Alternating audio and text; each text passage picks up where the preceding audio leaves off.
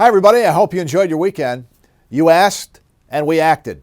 Last week, the Senate passed with overwhelming bipartisan support the legislation I co-sponsored to bring ride-sharing here once and for all.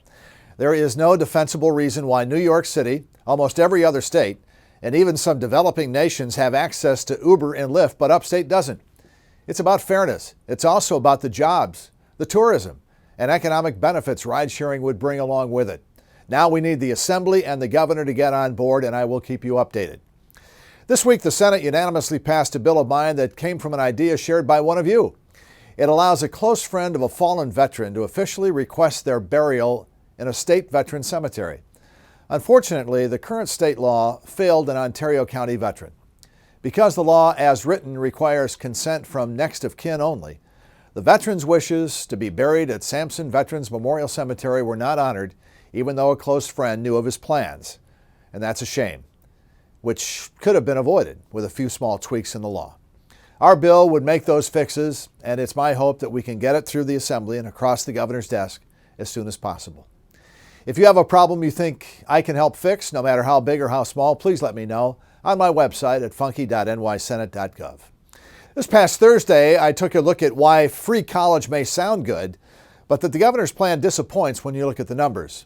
From falling short of covering the true cost of going to college, to squeezing out many of the at-risk students SUNY sets out to serve, to imperiling the more than 40,000 local jobs we have here at private and independent colleges, this plan needs significant rethinking. My take is that the best way to make college more affordable and accessible is simply to raise the TAP income eligibility threshold, which would allow more families to take part and still let students pick the education that best fits their needs.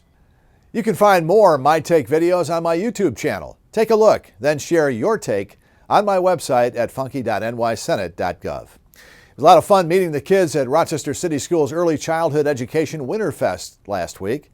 Great work is being done by the teachers and staff who serve 180 kids at the first new preschool to open in the district in more than 50 years.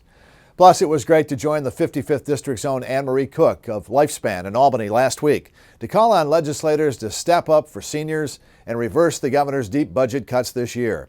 And a number of charter school students from Rochester popped into our Albany office last week as well. It's always nice to have visitors. And remember, if you haven't completed my annual legislative survey yet, I want to hear from you. You can find it on my website at funky.nysenate.gov. Have a great week. I'm Rich Funky.